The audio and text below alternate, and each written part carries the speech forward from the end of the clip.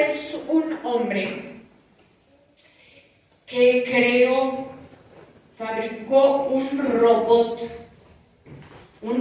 muy avanzado, al que le puso muchos accesorios para que pudiera realizar muchas funciones y hacerse cargo de administrar todas las cosas que había en su casa.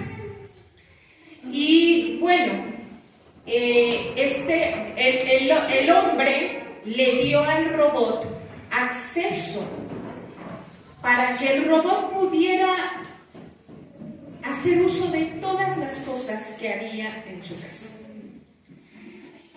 Y bueno, el robot pues hacía todas sus funciones muy bien. Les digo que era un robot muy avanzado, pero resulta que un día el hombre tuvo que salir a arreglar un asunto importante y se tuvo que ausentar por más de un año.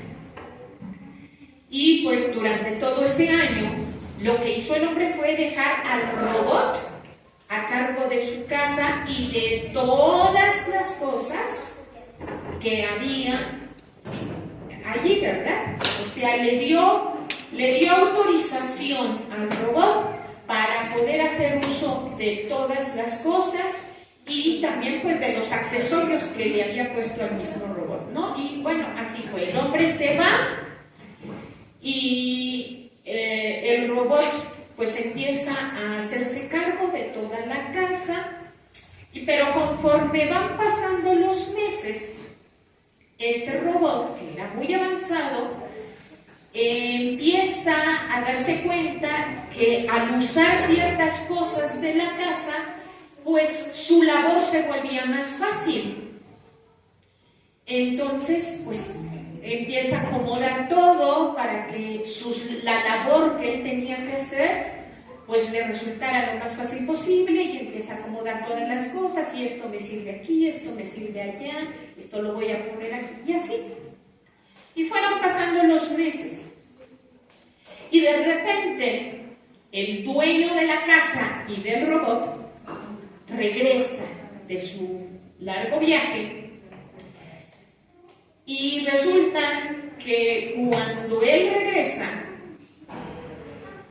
el robot, por tanto tiempo que había estado usando todas esas cosas, el robot ya como que ya sentía que todas esas cosas le pertenecían a él.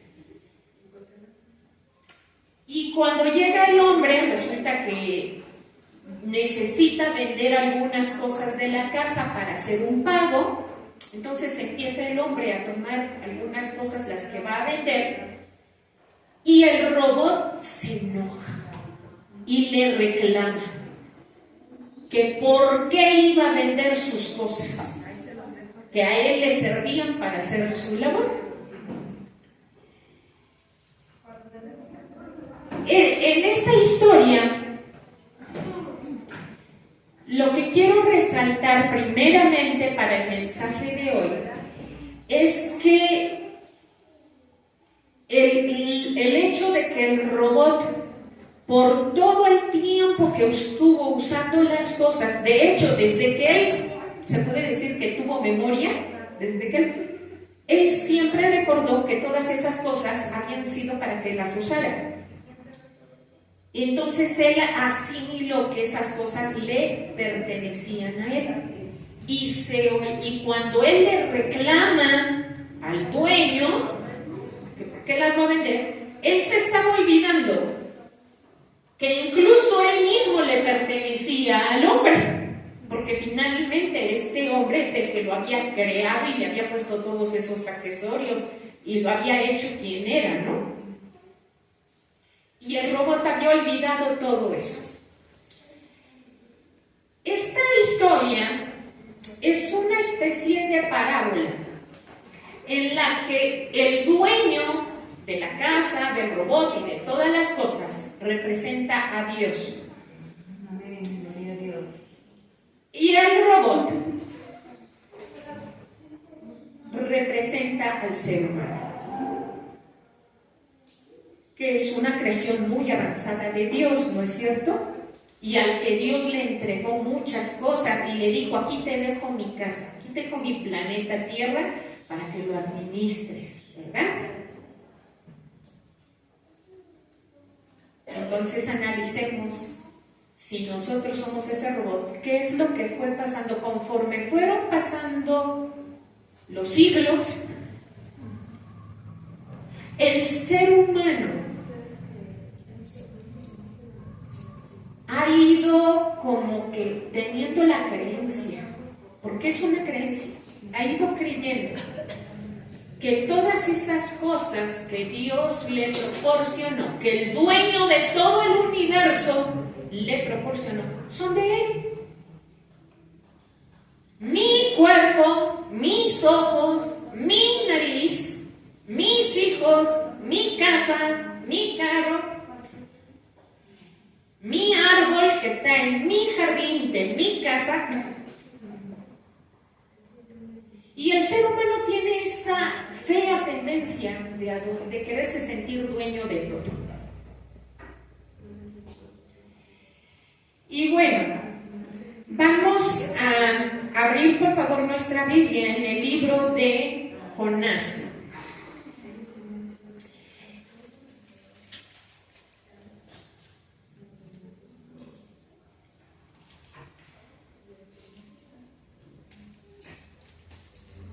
La mayoría de las personas, como les decía, hemos ido dando por hecho que todas las cosas que nos rodean nos pertenecen, inclusive las personas que están a nuestro alrededor, nuestros familiares, nuestros papás, nuestros hijos, ¿no? Decimos, es mío, es mi papá, es mi mamá, mi hijo. Que nadie lo toque, ¿no? Amén, amén. Pero el verdadero dueño de todo es ¿quién? Dios. Y todas esas personas y todas esas cosas que Dios nos las ha dado para que sean de bendición. Pero llegan momentos en la vida del ser humano en las que Dios, que es el verdadero dueño de todo, incluyendo nuestro cuerpo, Él decide, como Rey soberano que es,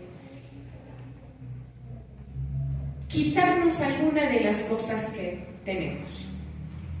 ¿Lo hace porque Él es malo y quiere vernos sufrir? No. Lo hace porque Él es sabio y Él considera que eso va a ser bueno para nosotros y para todos los que nos rodean. Hay veces que una persona, por ejemplo, pierde su trabajo. Inmediatamente la persona se molesta, porque a nadie le gusta estar en aflicción, ¿cierto? Entonces en automático dice, mi trabajo, Señor, regrésame mi trabajo, ¿no? Pero se está olvidando que todo es de Dios. Todo. Las fuerzas, las manos, el tiempo, la vida, todo es de Dios. Y Dios se lo puede quitar cuando quiera. Porque además Dios es más sabio y Él es el que verdaderamente sabe cuándo darnos algo y cuándo quitarnos algo. O a alguien, ¿verdad? Porque también a veces Dios quita personas de nuestra vida y a veces nos duele horrible cuando nos quita algunas personas de nuestra vida. A mí Dios me ha quitado varias personas de mi vida y Dios, he llorado por meses, me ha dolido, pero mucho. Sin embargo, he entendido que era la voluntad de Dios y que era necesario. En el libro de Jonás, en el capítulo 4, voy a dar lectura de los versículos 6 al 10. Y mientras tanto, mientras usted lo busca, le voy a comentar que hoy vamos a hablar acerca de dos creencias acerca de Dios y las aflicciones. Son dos creencias opuestas totalmente opuestas. Entonces, ahorita vamos a comenzar con el primer punto, que es la creencia equivocada acerca de Dios y las aflicciones. Y doy lectura al texto de Jonás, en donde dice a partir del versículo 6.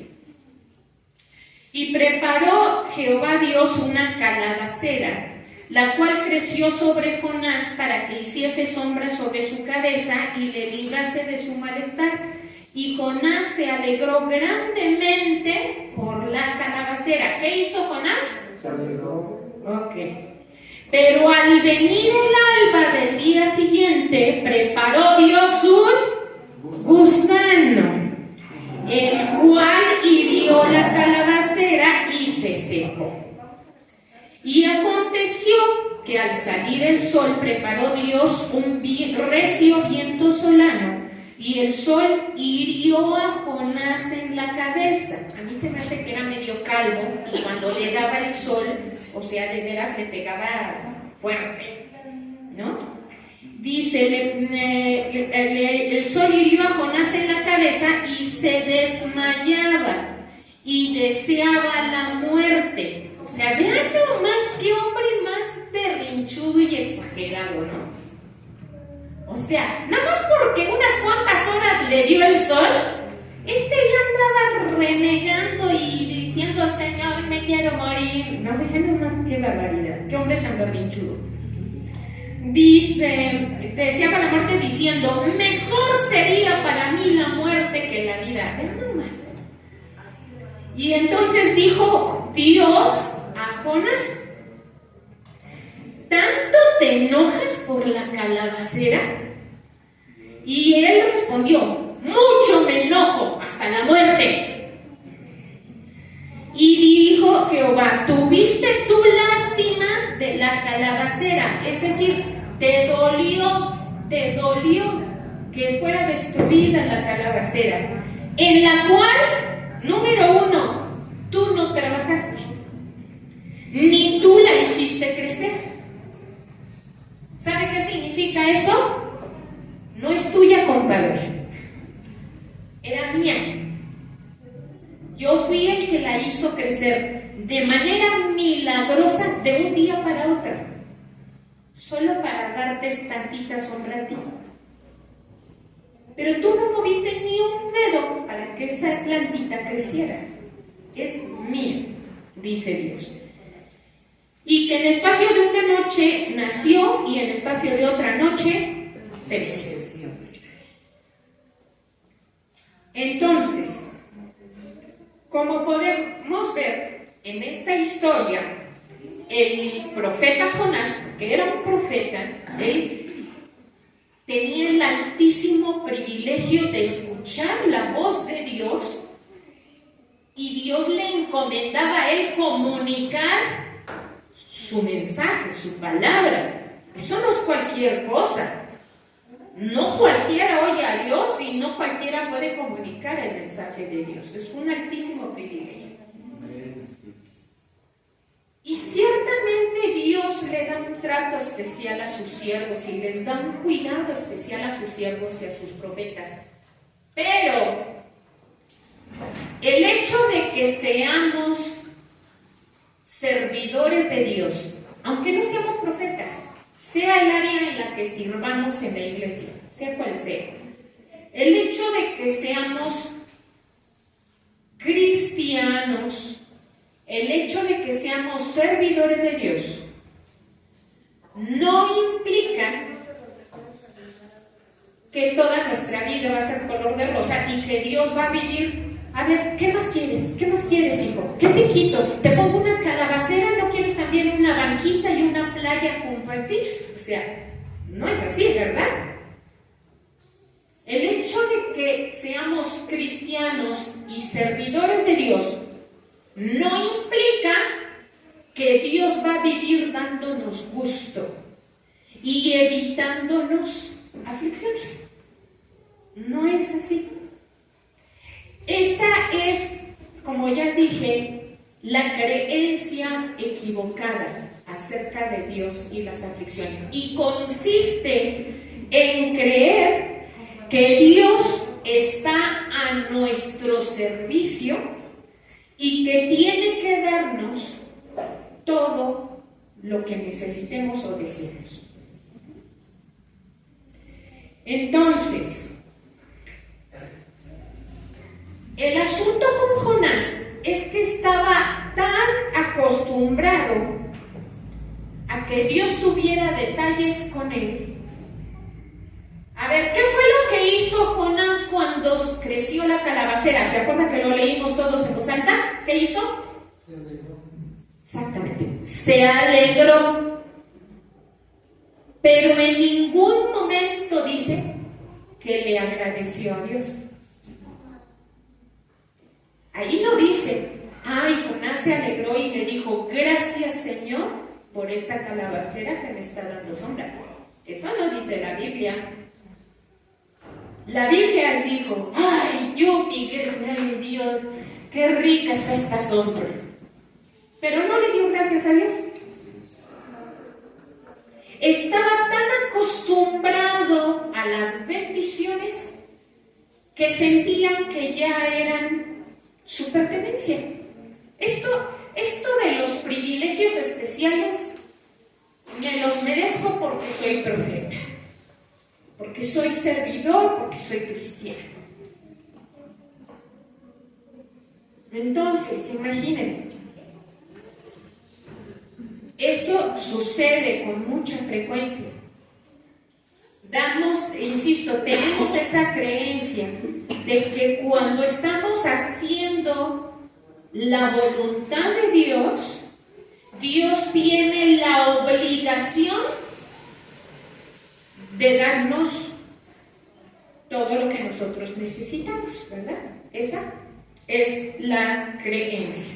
Y es una creencia equivocada, ¿verdad? Entonces,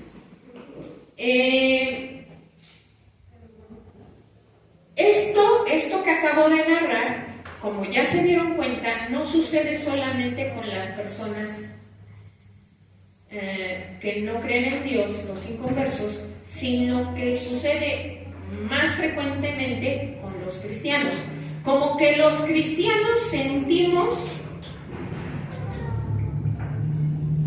que tenemos un escudo especial anti-aflicción, ¿no?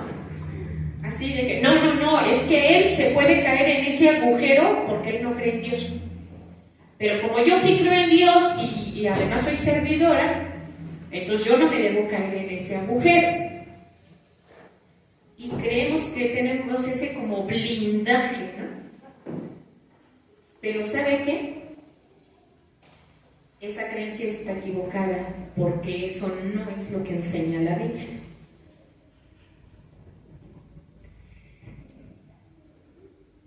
En la Biblia hay un texto, es primera, déjeme ver dónde está. Creo que es primera de Corintios 6, 4. Sí, no, primera carta a los Corintios 4, 7. Primera carta a los Corintios 4, 7. ¿Qué dice? Porque ¿quién te distingue o qué tienes que no hayas recibido? Y si lo recibiste, ¿por qué te glorías como si no lo hubieras recibido? ¿De qué nos habla este texto? Mire, nos habla de varios detalles. Primero, aquí nos habla de un pueblo que Dios, al pueblo de Israel, Dios le estaba reclamando, ¿por qué te glorías? ¿Sabe qué significa esta palabra en el texto hebreo? La palabra gloriarse también se puede traducir como jactarse, como presumir, como hacer alarde. hacer alarde, esto que tú ves aquí es mío, porque Dios me lo dio a mí. El hecho de que Dios te lo dio a ti no quiere decir que es tuyo, es de Dios. Por ejemplo, a mí, su servidora, Dios me dio el don de la enseñanza, pero me dio para que yo lo use para bendecir a otros, no para que yo presuma de miren el don que tengo, es mi don. No, el don no es mío. Yo soy la que tiene autorización para usarlo, soy la administradora del don, pero el dueño del don es Dios. Yo solo soy un tubito que Dios usa para transmitir su palabra, pero yo no soy la fuente pues de ese don. El don no me pertenece a mí. El día que Dios quiere me lo quita y yo no voy a poder volver a abrir mi boca, ¿no? Entonces Dios me libre de algún día jactarme de uy, miren hermanos, de los dones que Dios me... No te jactes, porque los dones no son tuyos, son de Dios, y siempre debemos darle la gloria a Dios de todo lo que tenemos. Si eres bueno haciendo una cosa, siempre dale la gloria a Dios. Si eres bueno en el trabajo, dale la gloria a Dios, porque Él es el que te da la capacidad, la inteligencia, las fuerzas. Y no cometamos el error de este pueblo que Dios le dijo, ¿por qué te glorías como si lo que tuvieras no lo hubieras recibido? Como que si tú te lo hubieras ganado por derecho propio. Dice, no es así, les dice Dios. Todo lo que tienes lo has recibido y lo has recibido de mí. Yo soy el dueño de todo. Dios nos ha dado muchas cosas, pero ¿sabe por qué nos las ha dado? Nos las ha dado por su pura gracia y por amor. Amén. No porque nos las merezcamos. ¿Sabe por qué le puedo afirmar esto? Voy a decirle, por ejemplo, le digo, los dones que tenemos. A lo mejor unos somos buenos pintando, otros somos buenos hablando, otros somos buenos haciendo ejercicio, otros somos buenos cosiendo. Tenemos diferentes dones, ¿no es así? ¿Desde cuándo tenemos esos dones? Los que acabo de mencionar son dones que Dios nos da desde que nos pone en el vientre de nuestra madre. Dígame usted, hermano, ¿cuántos méritos había hecho usted en el vientre de su madre para que Dios le diera esos dones? No, hermana, es que yo desde el vientre todos los días clamaba, ayunaba y intercedía por las naciones. No nos merecíamos nada, la verdad, nada. Y sin embargo, Dios por amor y gracia, Él decidió desde el principio de su creación darle a cada ser humano muchos dones y muchas bendiciones, porque a la mayoría tenemos ojitos, tenemos naricita, tenemos boca, y todas esas son bendiciones que Dios nos dio sin que nos las mereciéramos. Y debemos dar gracias porque de veras que hay personas que no las tienen. Y los que las tenemos, hacemos alarde de ellas como si fueran de nosotros, insisto. Es mi mano. Pues déjame recordarte que todo tu cuerpo es de Dios. No solo porque Dios te creó, sino porque Jesucristo entregó su vida en la cruz para pagar por nuestros pecados, salvarnos de la muerte eterna y regalarnos la vida eterna, ¿no es así? ¿Sabe cómo se llama eso? Se llama compra. Él nos compró con su sangre. Entonces los cristianos le pertenecemos por partida doble. Le pertenecemos porque Él nos creó y le pertenecemos porque Él nos salvó de la muerte, nos compró. Él dijo, yo compro este esclavo, ahora va a ser esclavo mío, ahora me va a servir a mí. Entonces, Debemos de tener mucho cuidado con volvernos cristianos engreídos. ¿Sabe de dónde viene la palabra engreído? Viene del verbo griego engreír. ¿Y sabe cuál es el origen del verbo engreír? No me lo va a creer. Viene de la palabra consentir. Y usted dice, perdón, ¿qué tiene que ver una cosa con la otra? Le voy a decir. Resulta que cuando los padres o alguna autoridad, tutor o lo que sea, consentía mucho a su hijo, a su alumno, a las personas que estaban a su cargo, de tanto proveerles todo, de tanto sobreprotegerlas, las volvía engreídos. Lo que llamaríamos el día de hoy malcriado, ¿no? O sea, como te dan todo, te malcrían. De ahí viene el verbo engreído. Engreído es una persona que como está acostumbrada a recibirlo todo, su estima empieza a subir más de lo que debe subir y empieza a decir, no, pues yo he de ser muy bueno, la verdad, porque mira todo lo que me da. Y yo veo que el de allá de la esquina no tiene todo lo que yo tengo, así que pues algo especial debo tener. Y se vuelven las personas engreídas. Cuando reciben demasiado y no tienen carencias, las personas se vuelven malcriadas y engreídas. Eso fue lo que le sucedió a Jonás. Estaba tan acostumbrado a los privilegios de profeta que ya ni daba las gracias por las calabaceras, ¿verdad? Eso le pasó al pueblo de Israel. Estaba tan acostumbrado a ser el pueblo elegido de Dios, el pueblo por el que Jehová de los ejércitos peleaba sus batallas. Entonces ellos decían, no, bueno, pues tenemos todas las victorias ganadas, ¿no? Y eso los hizo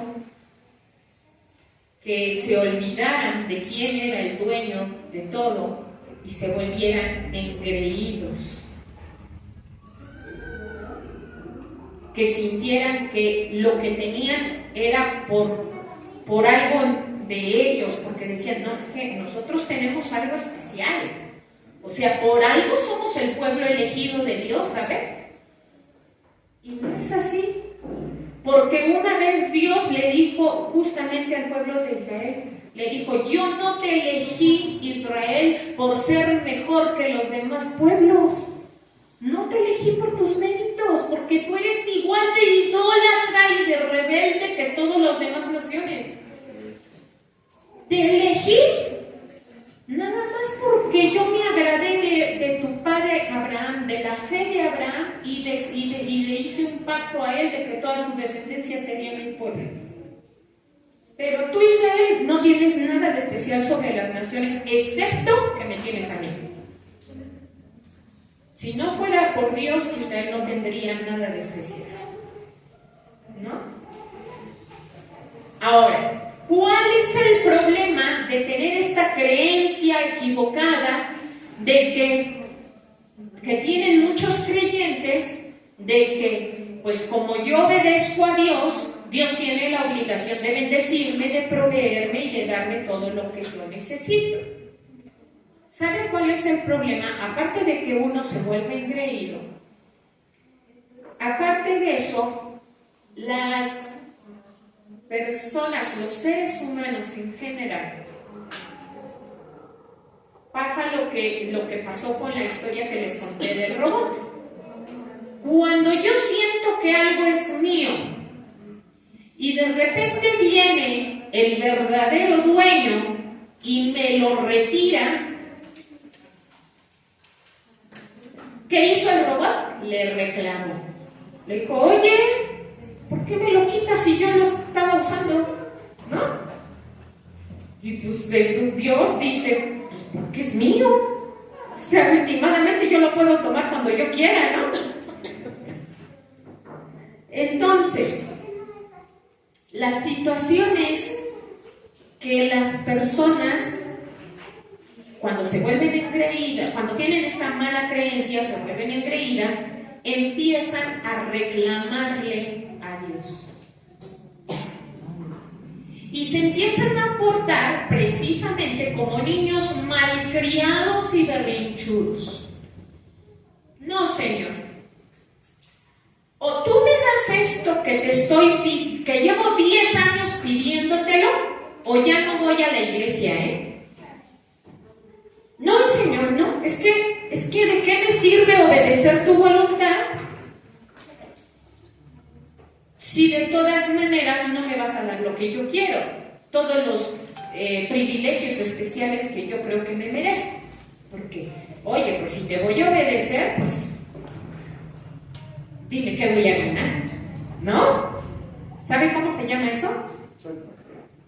Se llama chantaje, se llama manipulación y se llama ser un interesado. Sí, Señor, voy a tu iglesia, o medio obedezco tus mandamientos, siempre y cuando tú me des lo que yo quiero. Eso se llama ser interesado. Las cosas que Dios nos da, nos las da por gracia y amor. Amén. Y nosotros debemos obedecer los mandamientos de Dios, obedecer la voluntad de Dios por la misma razón, por amor y por gratitud. Le voy a decir algo. Dios no tiene la obligación de darnos nada. Ya bastante hizo con salvarnos la vida. Porque absolutamente todos los que estamos aquí y todos los que van a escuchar este mensaje a través de las redes sociales, absolutamente cada ser humano que está en este planeta, absolutamente todos, nos iríamos directito al infierno si no fuera porque Jesucristo pagó el precio para que nuestros pecados fueran perdonados. Amén.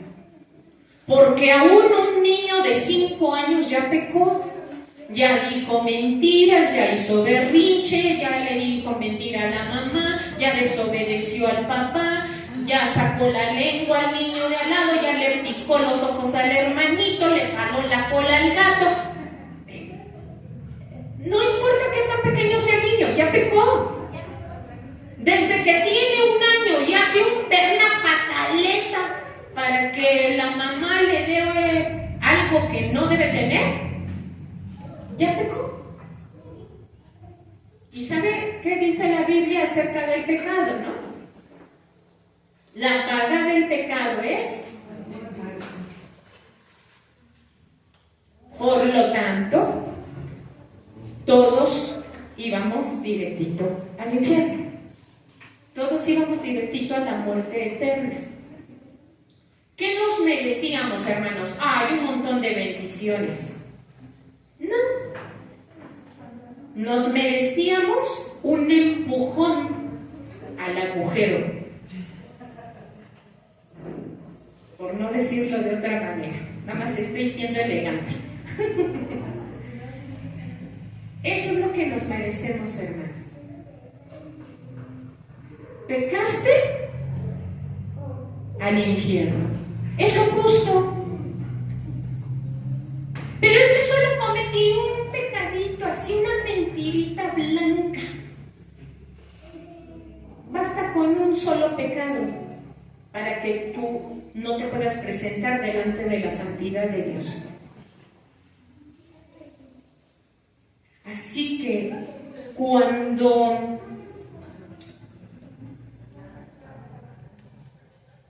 nos convertimos en cristianos, quiere decir que creemos en esa salvación que compró Jesucristo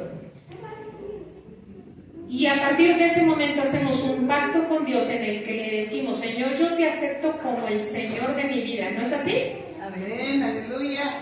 Y quiero a partir de hoy que tu Espíritu Santo me ayude a vivir según tu voluntad. Más o menos ese es el pacto que hacemos, ¿no? Ese pacto y el cumplimiento de ese pacto que hacemos, o sea, el hecho de yo a partir de ahora voy a vivir según la voluntad de Dios, lo debo de hacer no para que Dios me dé más cosas, lo debo de hacer porque, óyeme, Señor, me salvaste la vida. Dime qué hago por ti, ¿no? ¿Quieres que me pare de cabeza? ¿Quieres que me revuelque en el piso? ¿Quieres que me ponga de tapete para que pasen todos los mexicanos encima? Me pongo. Si con eso voy a salvar almas, yo me pongo, hermano. ¿Sabe por qué? Porque yo sé que mi vida sin Dios no valía nada. Amén. Y Dios es el único que le dio valor a mi vida y a mi existencia. Y estoy tan infinitamente agradecida de que Dios me salvara, que lo que sea que Dios me pida, yo lo hago. Lo que sea. Lo que sea. Y lo hago por amor y por gratitud y porque entiendo lo que Él ya hizo. Amén. No porque estoy esperando que Él me dé algo más. No porque estoy esperando más recompensas, más bendiciones. No, es que yo quiero tener privilegios en la iglesia. No, es que yo quiero un escudo de una guardia de ángeles a mi alrededor. Porque, óyeme, soy predicadora. No lo hago por eso. Y nadie lo debería de hacer eso. Ni un solo cristiano debería pretender obtener más beneficios que los que ya Jesucristo nos dio en la cruz. Porque con salvarnos la vida es más que suficiente para vivir derritiéndonos por Él. Dios nos da bendiciones, nos da atenciones especiales, sí, pero eso es por su gracia. Yo no debo de buscarla, no debo ser una cristiana interesada. Mi relación con Dios debe de ser una relación de amor, no una relación por interés. Igual que un matrimonio. Cristo es el esposo y la iglesia es la esposa, la novia. Veas esta novia tan interesada. Amén. No, Señor, pues tú nada más dime qué dote me vas a dar. Más dote que la que ya derramé en la cruz. ¿Quieres más? Yo te salvé la vida. Te salvé de irte al infierno. Y no te lo merecías, porque ninguno nos merecíamos esa salvación tan grande, ninguno.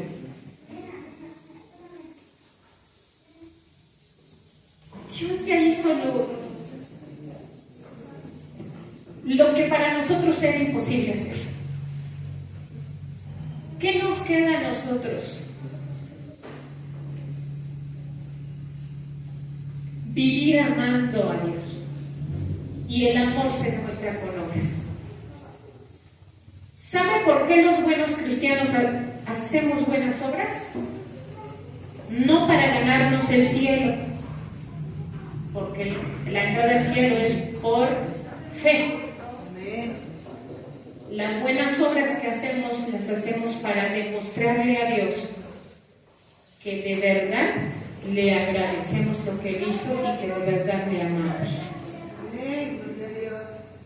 De que, lo que les decía yo hace rato, ¿sabes qué, Señor?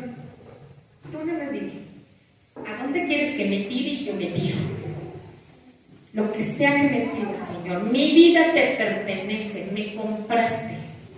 Gloria a Cristo, aleluya.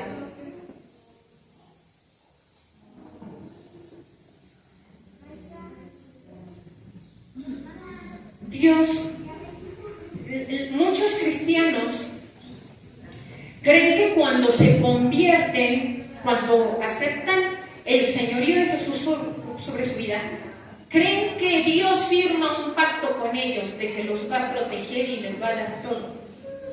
Y insisto, eso no está en la Biblia, hermano. No está, no existe ese texto en donde Dios le haya prometido al pueblo: si tú te vuelves mi pueblo y guardas mis mandamientos, entonces yo te voy a proteger de todas las aflicciones. ¿Eso es lo que le dijo Dios al pueblo de Israel? No. ¿Eso es lo que le dijo Jesucristo a su iglesia? No. ¿Sabe qué fue lo que le dijo Dios al pueblo de Israel? Le dijo: si tú obedeces mis mandamientos, a ti te va a ir bien por obedecer los mandamientos. Es decir, si el mandamiento dice, voy a inventar un mandamiento: no te tires de cabeza, y yo obedezco ese mandamiento, ¿a quién es la que se va a librar de no romperse la cabeza? Pues yo. Cuando Dios dijo: no mientas, no mates, no codicies, ¿eso le sirve de algo a Dios? ¿Usted cree que Dios se vuelve más poderoso cada que usted obedece un mandamiento? No. ¿A quién le beneficia obedecer los mandamientos? A nosotros. ¿Sabe qué es lo que Dios le prometió a su pueblo y qué es lo que Jesucristo le prometió a la iglesia? Nos dice: si tú vives haciendo mi voluntad, yo te voy a dar mi victoria sobre toda aflicción. No te voy a librar de la aflicción. No, ese no es el pacto. Tienes que pasar por aflicción.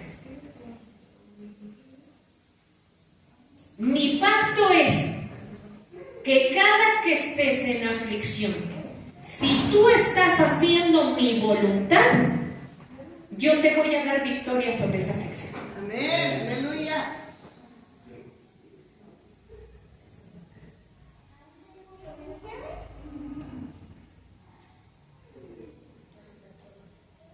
Muchos cristianos, insisto, creen que Dios tiene la obligación de darnos todo.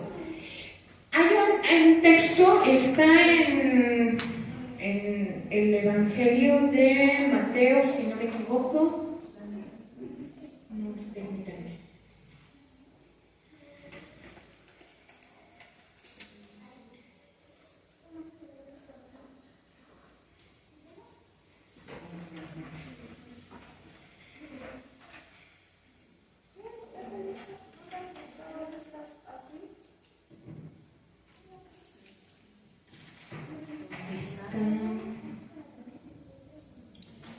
Ay, se me perdió. Ahorita que lo encuentre les doy el texto, pero yo sé que es un texto que todos conocemos.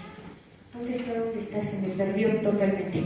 Es el texto donde Jesucristo le dijo a sus discípulos: no os afanéis por el día de mañana, porque el día de mañana traerá su propio afán.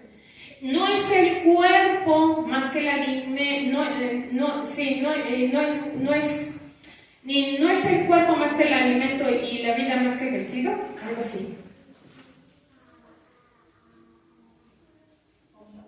¿Qué dice en Mateo? Ya me acordé cuál es el texto. Es Mateo 6:25 hasta el 33. ¿Qué dice Mateo 6:33? ¿Qué dice Mateo 6:33? Dice: mas buscad. ¿Qué cosa? El reino de Dios. ¿Qué significa buscar el reino de Dios? Hacer la voluntad de Dios y buscar que más personas se conviertan a Cristo. Eso es buscar el reino de Dios primero. Dios dice: si tú haces esas dos cosas, si vives haciendo mi voluntad y vives predicando el Evangelio, yo te voy a añadir estas cosas. ¿Cómo dice? que son, dice, antes de que ustedes las piden, Dios ya sabe que las necesitan. Dios sabe que todos necesitamos alimento, que todos necesitamos vestido y necesitamos un lugar donde habitar. Esas son necesidades básicas. Esos no son lujos, ¿verdad? Ni privilegios especiales. Esas son las 3 cosas que Jesucristo prometió que tendríamos añadidas si obedecemos los mandamientos y predicamos el Evangelio. Alimento, vestido y un lugar donde abrigarse. Lo demás son lujos, hermana. Lo demás son lujos. Lo que pasa es que nos gustan los lujos, nos gustan las comodidades y insisto, creemos muchas veces que cuando nos convertimos Dios firmó un pacto con nosotros de sí, yo te voy a proveer de todo lo que se te antoje. No es así. Es una creencia equivocada. Ahora, me voy a meter ahorita en un tema un poco incómodo. Y espero no ofender a nadie de aquí. De hecho, yo creo que no. Pero yo he estado en iglesias a donde me ha tocado ver y escuchar cada cosa que en verdad me ha dado tanto temor que he preferido salir. Y le voy a decir por qué. Porque los cristianos, cuando se vuelven engreídos y sienten que tienen esta especie de pacto con Dios, han adoptado una doctrina en la que se dedican a estar haciendo declaraciones y decretos. No, es que yo voy a decretar que voy a prosperar y que para el próximo año voy a tener un carro último modelo. ¿No he escuchado ridiculeces como esas en las redes sociales? Yo sí. Y no solo en las redes sociales.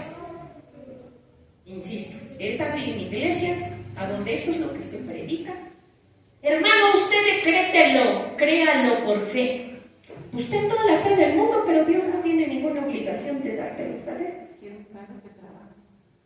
El que no trabaje, que tampoco coma. O sea, y se ponen a decretar y a declarar. Bueno, hermano, le voy a decir cuál es el motivo por el que yo hubo un momento en el que sí, discretamente y con reverencia, no crea que hice ahí mucho, no, discretamente me levanté y me salí. ¿Sabe por qué? Porque la persona que estaba dirigiendo el culto estaba tan como eufórica, decretando y haciendo no sé qué, que empezó a darle órdenes a Dios. Empezó a decir: te ordeno, Espíritu Santo, que la sanes ahora. Y yo dije: tómala. Esta le da órdenes al Espíritu Santo. No, de veras, yo agarré esa y dije: no vaya a ser que aquí caiga un trueno y nos fulmine a todos. Es que qué temeridad. ¿Quién se atreve a darle órdenes a Dios? Tú, Señor, lo dijiste en tu palabra y yo te exijo que lo cumplas. Oh, no me digas. Vea qué nivel de engreimiento el de los cristianos que no están conscientes, que no conocen bien la palabra, porque de veras en la Biblia Dios nunca va a respaldar ese tipo de situaciones. No, pero es que Dios nos dio poder para atar y desatar. Y lo que yo ate en la tierra va a ser atado en el cielo y viceversa. Sí, te digo cuál es el contexto de ese texto. Te digo. Que lo digan, a ver si arreglo la ley. En ese texto estaba Jesucristo enseñando sobre el perdón. De hecho, no exactamente sobre el perdón, sino más bien sobre cómo buscar la restauración de un cristiano que está en pecado. Y le dice a sus discípulos: si tu hermano peca contra ti, ve y dile pues que está mal lo que hizo. Si no te hace caso, busca 2 testigos de la iglesia, nunca inconversos, hermano. Y delante de esos 2 testigos, ve y repréndele. Si delante de esos 2 testigos, de todas maneras, él sigue aferrado en seguir pecando, entonces delante de toda la iglesia,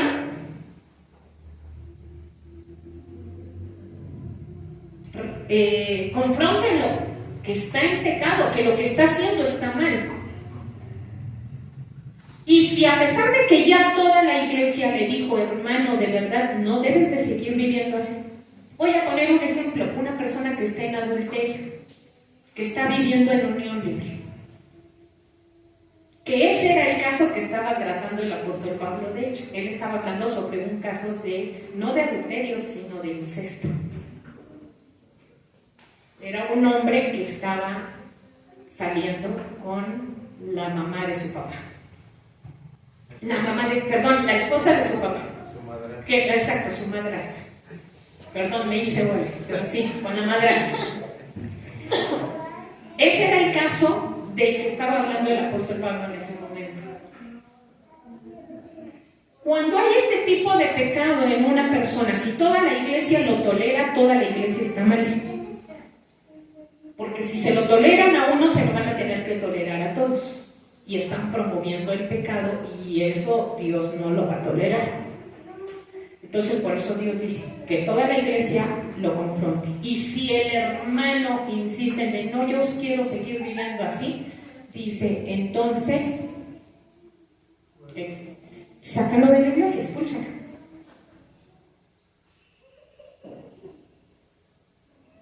Y en ese momento es cuando Jesús les dice a sus discípulos: todo lo que aten en la tierra será atado en el cielo, y lo que desaten en la tierra será desatado en el cielo. Estaba hablando de eso, de la expulsión de cristianos en pecado.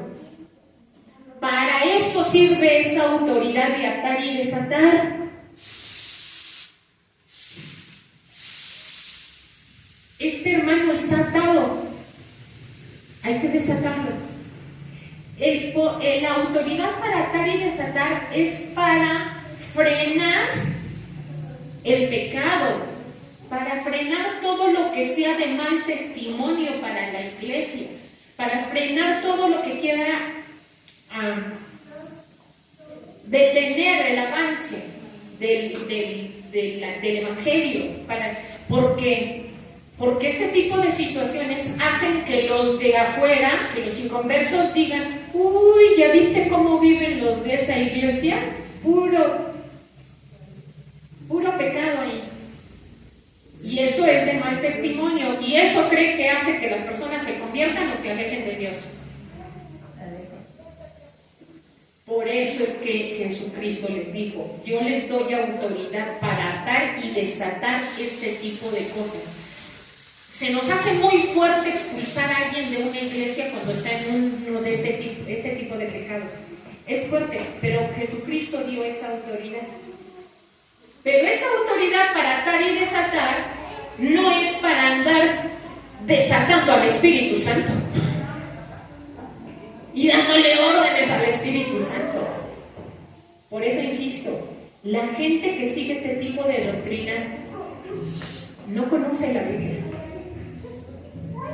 No la Biblia completa. Conocen versículos, se memorizan unos 2, 3 versículos, los sacan de contextos y arman su doctrina. Ay, no, pero se sienten bien empoderados.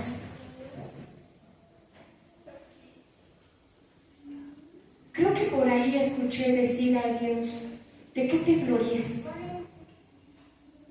Si lo dio.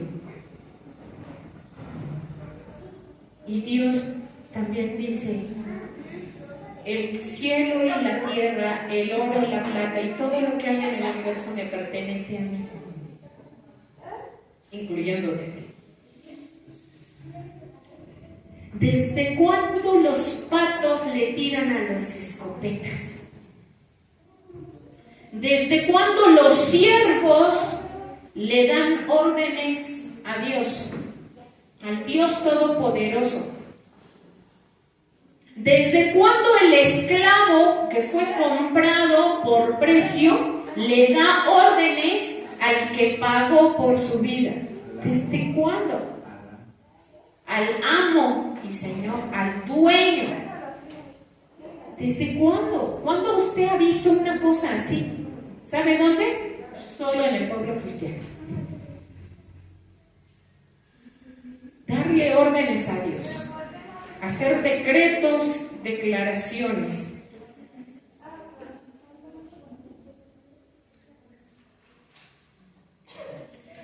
¿Cuál es la creencia correcta?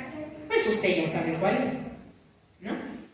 La creencia correcta es creer que Dios es soberano, que es sabio y que todo lo que nos da es porque nos ama.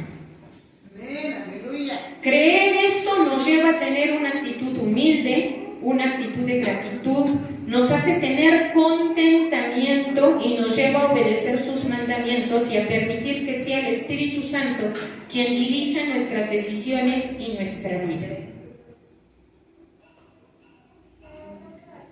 En la Biblia hay infinidad de historias de siervos de Dios, de profetas que Dios permitió que sufrieran,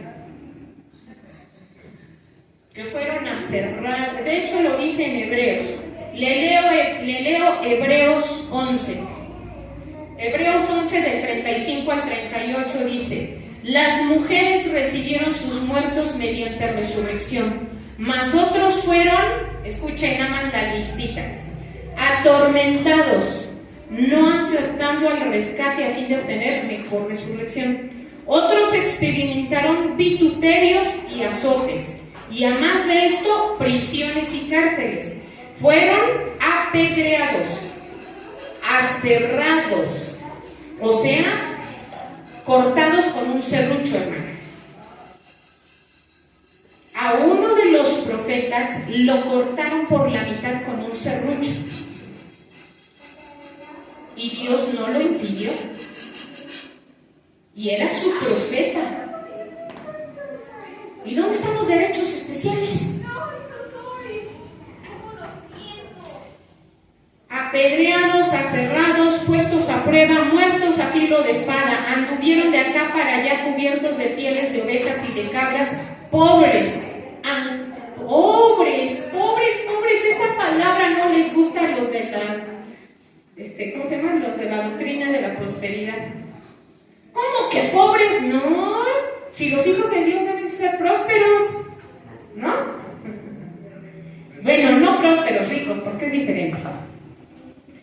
Pero ellos andaban pobres, ¿cómo ven? Angustiados, maltratados, de los cuales el mundo no era digno, errando por los desiertos, por los montes, por las cuevas y por las cavernas de la tierra. Entonces, como puede usted ver aquí,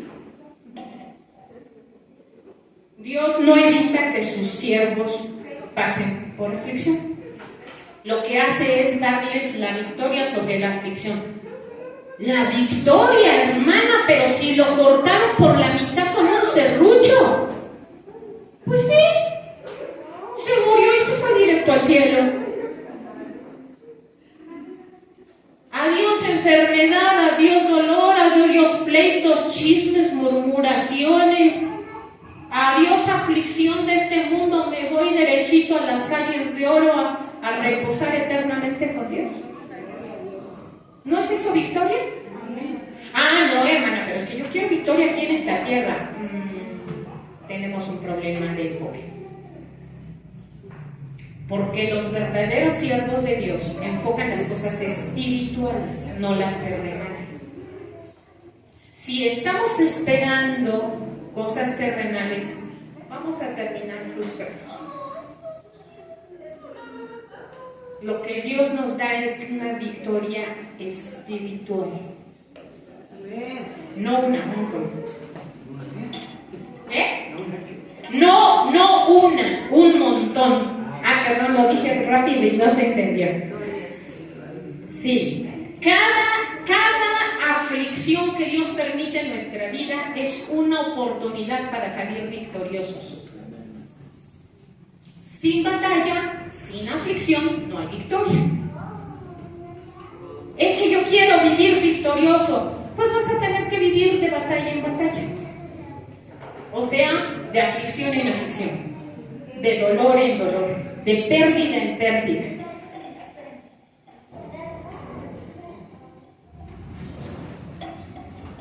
Y aquí,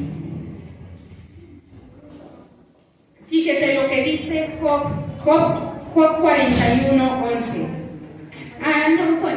Es que está aquí Dios le dice a Job, de hecho le dice: ¿quién me ha dado a mí primero para que yo le restituya? Todo lo que hay debajo del cielo es mío. O sea, aquí Dios le está diciendo a Job: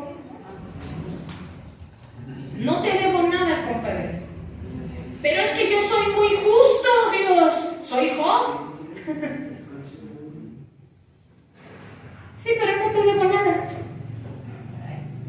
¿Qué te debo? ¿Cuándo te pedí prestado algo que me puedas tú venir a cobrar? Entonces Dios no tiene obligaciones para con nosotros, porque Él es Dios, es Señor soberano y dueño de todo el universo. En Isaías 45:9 dice: ay del que pleitea con su hacedor el tiesto con los tiestos de la tierra. ¿Sabe qué es un tiesto? Es un pedazo de vasija. Haga de cuenta que se le rompe una maceta y le queda el puro fondo. Eso es un tiesto. ¿Sabe qué les dijo Dios al pueblo de Israel que le estaba reclamando cosas a Dios? No eres más que un tiesto. ¿Quién eres tú para... ¿Desde cuándo la obra le reclama a su hacedor? Oye, no me hiciste bien, ¿sabes? Yo soy olla y quiero tener 2 orejas y tú solo me pusiste una. ¿Desde cuándo la obra le dice a Dios qué es lo que tiene que hacer al hacedor? Es ridículo, ¿no? Eso es lo que Dios le dijo a su pueblo. Le dijo: es ridículo lo que estás diciendo. Es ridículo que tú me quieras decir a mí cómo te tengo que tratar. Es ridículo que me digas qué cosas te tengo que dar. Bueno, que me las diga como orden, pues. Jesucristo dijo que pidamos a Dios. Sí dijo que le pidamos, pero pedimos con reverencia y conforme a la voluntad de Dios. No caprichos ni berrinches, sin manipulaciones ni chantaje. Es muy diferente pedir cosas conforme a la voluntad de Dios que hacer el tipo de reclamos de no, a mí me falta una oreja de este lado, ¿no? ¿Cómo se llama? Yo quería una nariz más respingada, sin nariz griega.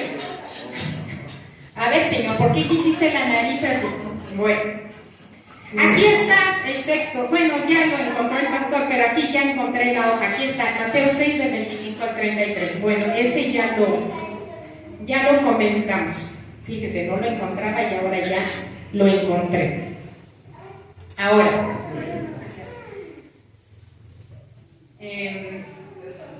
yo quiero finalizar el mensaje.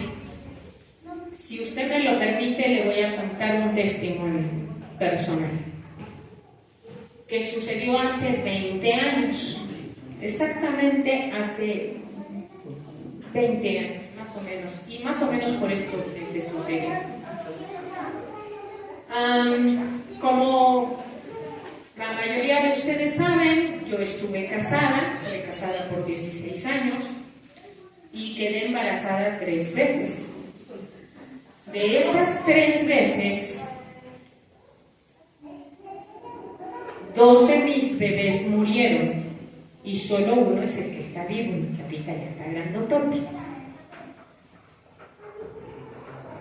Cuando este hijo mío que tengo tenía 2 años, tenía 2 añitos, yo quedé embarazada de mi tercer bebé. Y a los 2 meses de embarazo me comenzó un sangrado muy, muy fuerte, pero cuando le digo fuerte, hermano, no es así, de ahí pásame un pañuelo. No, o sea, era literalmente pásame una cubeta. O sea, fue un sangrado bárbaro. Quien fue mi esposo me llevó a la clínica donde estaba el ginecólogo que me atendía, y llegando a la clínica me hacen un ultrasonido, y cuando hacen el ultrasonido me dan la noticia de que dentro de mi vientre ya no está el bebé. El bebé se salió entre los coágulos de sangre.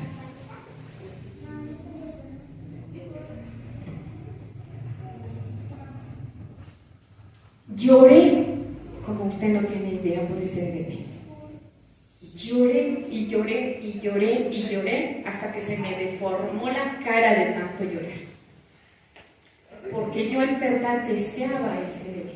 Ya tenía un hijito de 2 años, pero yo anhelaba ese otro bebé. Y yo era cristiana y yo era servidora de Dios y servidora fiel.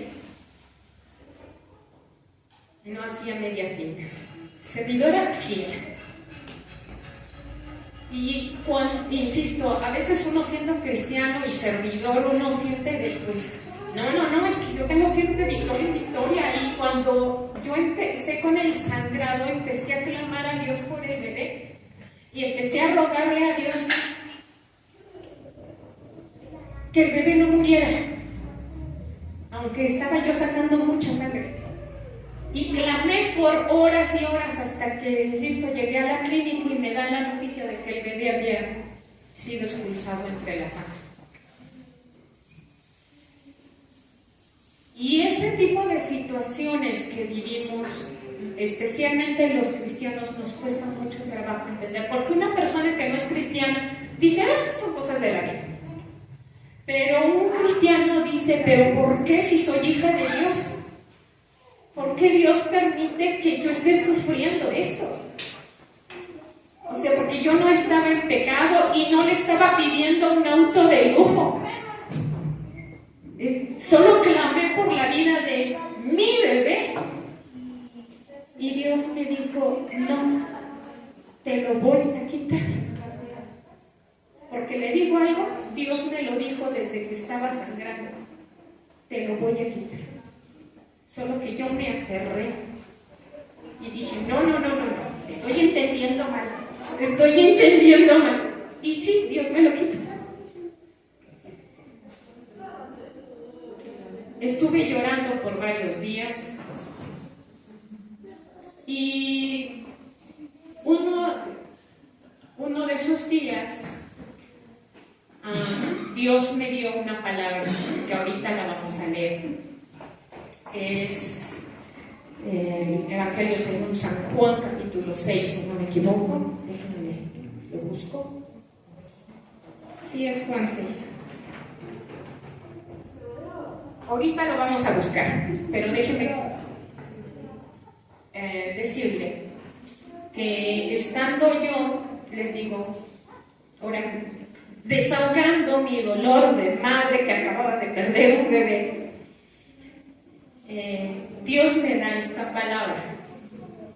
Y ahorita que la leamos, usted va a entender qué fue lo que Dios me dijo.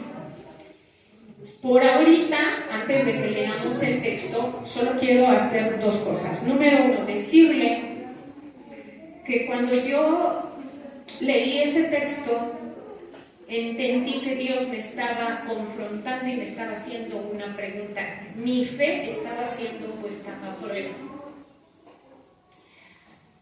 Fue una pregunta que Dios me hizo, ahorita vamos a ver cuál es. Y debido a esa pregunta, yo tomé una decisión en ese momento. Insisto, yo llevaba varios días llorando y la decisión que yo tomé en ese momento fue: no voy a permitir que el diablo, aparte de quitarme un hijo, me quite el gozo de alabar a Dios. Ya bastante dolor tengo con haber perdido a mi hijo, como para encima perder la oportunidad de alabar a Dios. Usted sabe lo que a mí me gusta alabar a Dios. Amén. Usted sabe cómo yo me gozo delante de Dios. Gloria a Dios. Y tal vez el protocolo de la sociedad decía: no, tú eres una madre que está de luto, vístete de negro y póstrate a llorar toda la reunión. Pero yo dije: no, ¿por qué? ¿Por qué? Dios aún es digno de recibir suprema alabanza, sin importar lo que me pase a mí. Aún es digno de que yo le alabe y que yo me goce delante de Él. Porque yo no me gozo delante de Dios por lo que Él me da, insisto, porque mi relación con Dios no es por interés. No es de: Señor, como tú me das, entonces yo te alabo. Pero cuando tú me quitas, pues entonces no te alabo, Señor. Estoy de luto. Ahora, Señor, te aguantas y no te alabo. No. Dios me libre. Dios me libre de tener una actitud así. Yo dije: ¿sabes qué, Satanás? Te vas a quedar con las ganas de verme sentada en la silla mientras los demás danzan. Y yo llegué el domingo y dancé para Dios como siempre. Vamos a leer el texto. Es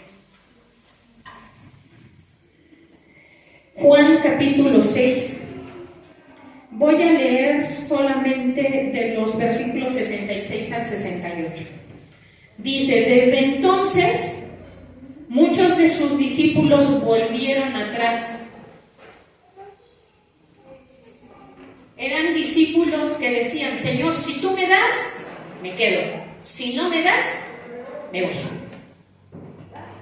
Ya no me congrego, ya no obedezco. Muchos de sus discípulos se volvieron atrás y ya no andaban con Él. Y dijo entonces Jesús a los 12: ¿queréis acaso iros también vosotros? Digo, estamos en oferta hoy, al 2 por 1. Todos los que se quieran ir, miren, así, de una vez. Por la misma puerta todos, por cada. Espacioso es el camino de retirada. Todos los que se quieran ir, a todos los que les ofendió lo que yo dije, adelante, son libres de irse. Yo no los voy a obligar a seguirme, no los voy a obligar a estar conmigo.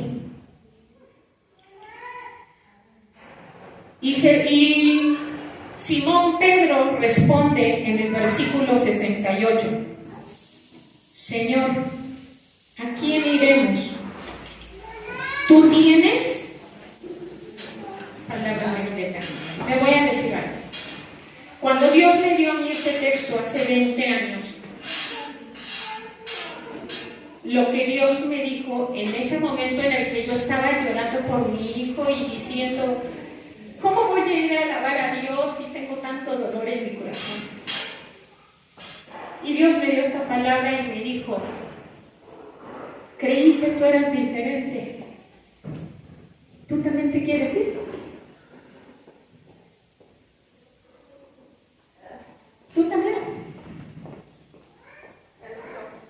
Solo porque permití que perdieras un bebé, te ¿Te vas a apartar de hacer mi voluntad?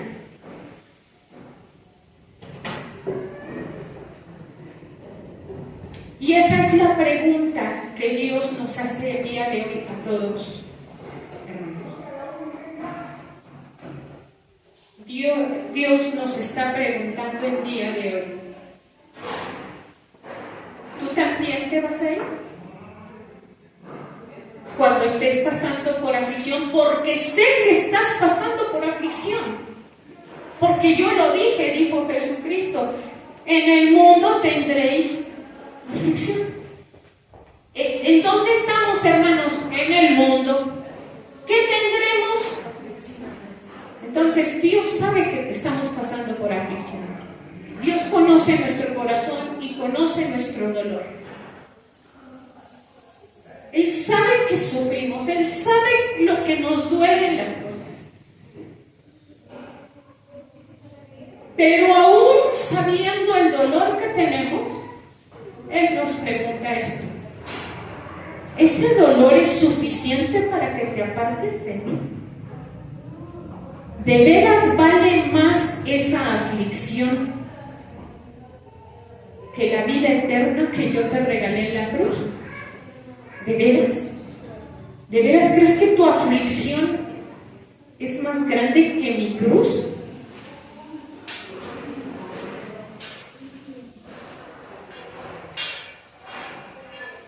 Esa es la pregunta. ¿Tú qué vas a hacer cuando Dios no te dé lo que le has pedido? O cuando te quite lo que crees que es tuyo. Cuando Él diga, esto es mío, con permiso. Cuando te quite eso que tanto quieres, o esa persona a la que tanto amas. Cuando ruegues por la vida de ese ser amado y Dios diga, no, es mi voluntad llevármela. ¿Qué vas a hacer? ¿Tú también te quieres ir? ¿Qué va a responder, hermano? ¿O se va a unir al apóstol Pedro y a una servidora, Sandra Guillén? Y le vamos a decir a Dios, Señor, yo sin ti no tengo nada, no tengo a dónde ir. Mi vida en ti, mi vida entera gira alrededor de ti. Amén. Tú eres el que me da palabras de vida eterna, el que me da vida, el que me da razón para ir. Yo sin ti no tengo nada. ¿A dónde me voy a ir? ¿Acaso una aflicción va a ser que yo renuncie a toda mi vida? No. No importa qué tan grande sea esa aflicción, no importa qué tan grande sea ese dolor. No es lo suficientemente grande como para hacer que yo me aleje de ti, Señor.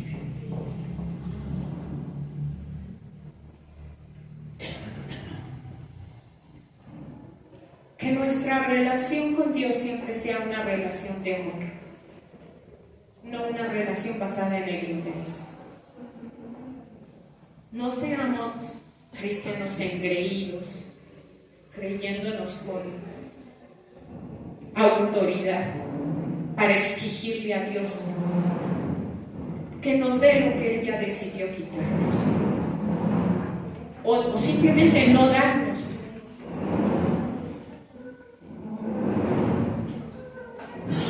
Esa es la palabra de hoy, hermano.